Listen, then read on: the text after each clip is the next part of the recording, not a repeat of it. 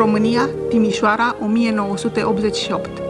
Pentru prima oară în istoria milenară a sportului minții, s-a înfăptuit ideea generoasă de a reuni într-un campionat al lumii pe cei mai buni micuți șahiști din toate continentele sub denumirea de Festival Mondial de Șah al Tineretului și Păcii.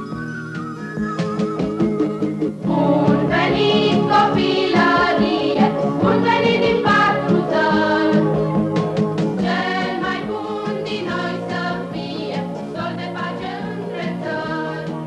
Împărțiți în grupe de vârste, copii până la 10 ani, până la 12 și până la 14 ani.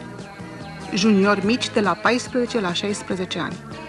În paralel cu acest campionat mondial, au fost organizate mai multe turnee deschise.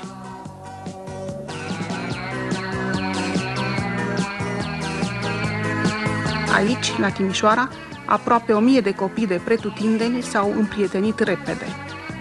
Nu le-au trebuit interpreți pentru a se înțelege. Ei aveau limbajul lor, al copilăriei și șahului. Din 24 de medalii disputate de șahiști din 58 de țări, 6 au fost cucerite de reprezentanții noștri. Cei mai buni dintre cei buni au urcat prima treaptă a performanței.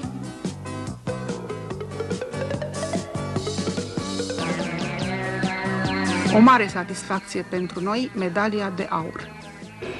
Cum te cheamă pe tine? Căptan Corina Isabela. Și Isabela, da? Și de unde ești? Din localitatea Sadu, Gorj. județul Gorj. Județul Gorj. Tu ai câștigat aseară partida a câta? A 10-a, Și câte puncte ai făcut? 9,5 din 10. Asta ce înseamnă? Înseamnă că am ajuns campioană mondială. Deci tu ești La vârsta mea de vârstă. Deci tu ești la categoria mea de vârstă. de 10 ani. Tu ai 10 ani, nu? Da. Când ai împlinit 10 ani? În 17 martie. Mulți înainte. Mulțumesc. Deci tu ești cea mai bună jucătoare de șah din lume de vârsta ta, până la 10 ani, da? Da. Îți place să te joci cu păpușile? Da. Ai multe păpuși? Da. Da. Dar șahuri ai mai multe sau unul singur? Am 5 șahuri. 5 șahuri, 5 jocuri de șah ai acasă? Da. Da. În afară de șah, ce-ți mai place? Tenisul de câmp, fotbalul și filateria. Fotbalul? Cu cine joci fotbal? Cu fetele și băieții. Ce post ai în echipa de fotbal? A școlii, probabil, nu? Sau a clasei? Ce post ai? Atacant. Atacant, da. Și șahul cum îl înveți? Ne povestești și nouă puțin. Cum înveți tu șah? Ce studiezi? Finaluri, deschidere, jocul de minjoc. Da, cam cât timp pe zi? 3 ore pe... 3 ore pe zi faci numai șah? Da. Da, în afară de lecțiile tale de la școală și... Da. Da? După ce termin lecțiile.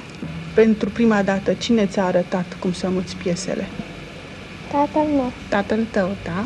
Și îți place șahul mult? Da. Da, numai șahul îți place? La școală, de exemplu, ce îți place să înveți mai mult? Matematica, citirea, istoria, geografia. Toate materiile, da? Ce vei face în continuare? În continuare, eu mă pregătesc pentru alte concursuri. Și ți-ai propus un scop? Ce vrei să devii?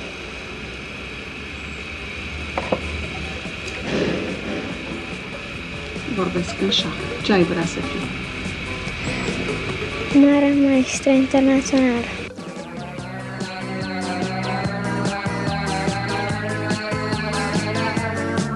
Dumneavoastră, Cornel Pașcalău, vă ocupați și se pare că ați descoperit-o pe Corina. Ce calități ați găsit la ea și cum ați descoperit-o? Pe Corina am descoperit-o imediat după ce am instituit la Sadu un CEF de copii, în aprilie 86.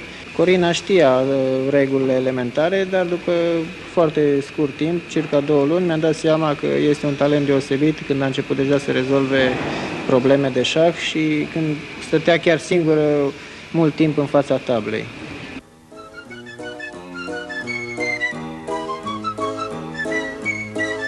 În secvențele următoare, câteva rezonanțe ale eforturilor, bucuriilor și uneori dezamăgirilor unei inedite și încântătoare întreceri. ¿Cómo te llamas? Jorge. De unde ești? Din Honduras. Ești campionul țării tale? Ce fel de campion? Infantil De copii și campion juniori. juvenil. Ce înseamnă acesta? La ce vârste? Sunt campion de la 20 de ani în jos. Ce ai făcut în acest turneu? Câte puncte ai? ¿Cuántos puntos? 9 puncte. Din câte? 9 din 11. De 11. Ești campion? Da. Ești fericit? Da. Cu cine ai venit? Con mi papá. Cu tăticul meu. Îți place aici în România? Me gusta. Îmi place. Ești obosit? No. Nu. Succes. Gracias. Alisa Galiamova, ești campioană mondială la grupa de junioare până la 16 ani. Pentru a doua oară. Pentru a doua oară, felicitări. Ești fericită? Cum a fost turneul? De această dată a fost mai greu. De ce? Concurența a fost mai puternică. Ce rezultat ai avut? Am câștigat 10 puncte din 11. Ce titlu posezi? Anul acesta am îndeplinit norma de maestră internațională, dar deocamdată sunt maestră FIDE și maestra sportului a Uniunii Sovietice. Mulțumesc și îți urez succes! Medalia de argint reprezintă pentru tine, Gabi, o bucurie, nu? Da, bineînțeles. M-aș fi dorit ca medalia de aur, dar din cauza unei greșeli survenite în partide precedente, mă mulțumesc cu cea de argint. Pentru ediția de anul viitor, depășește grupa ta, mi se pare, de vârstă. Da, la ediția de anul viitor voi juca la 14 ani. Nu o să mai pot juca la 12 ani. Crește între timp, sigur. Da. Și ce-ți propui pentru grupa de 14 ani? Va fi mai greu acolo, nu? Probabil. Sper un rezultat la fel de bun ca aici. Cum ai jucat în acest turneu? Potrivit. Ești mulțumit? În fine, speram la locul întâi. Se mai întâmplă. Mă bucur pentru medalia de argint și voi munci și mai mult pentru că în perspectivă vizez medalia de aur. În epoca noastră, bătrânul joc al pătratelor albe și negre merge în pas, se sprijină și se dezvoltă funcție de ultimile cuceriri ale electronicii, necesară în analiza și transmiterea partidelor.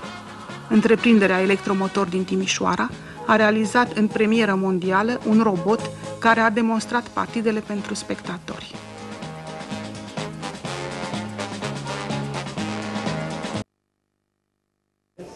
Dar știm că mulți dintre aceștia nu vor continua. Vor deveni simpli iubitori de șah ca mine însumi. Eu joc doar pentru recreere.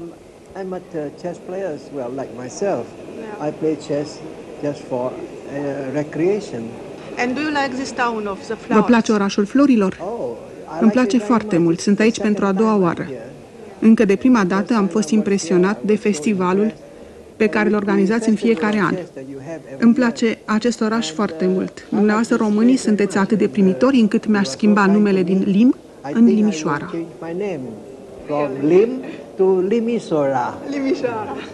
В Тимишоаре я уже второй раз.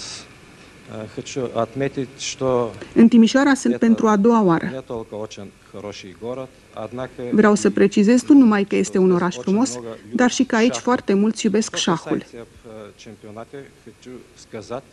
În ceea ce privește campionatul, aș vrea să spun că a fost organizat excelent. A ajutat foarte mult la aceasta propaganda pe care a făcut-o Federația Română de Șah cu mult timp înainte. Și de asemenea, marele entuziasm și dragostea cu care organizatorii din Timișoara, conducătorii orașului și ai vieții sportive, au răspuns acestei competiții unice. Spun unică, deoarece pentru prima oară se organizează un campionat mondial pentru copii.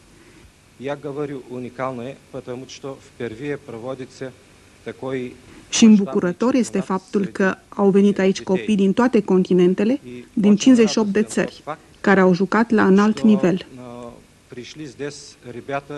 Acesta este lucrul cel mai plăcut.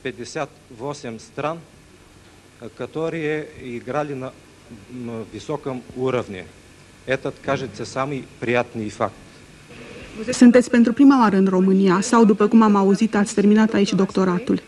Da, am terminat la Cluj-Napoca în 1984 doctoratul în economie. Deci vorbiți românește. Da, vorbesc românește. Bun. Vorbesc. Deci vă place la Timișoara? Foarte bine, pe vin fiecare an aici. România, Timișoara vor rămâne gravate în sufletele micuților șahiști.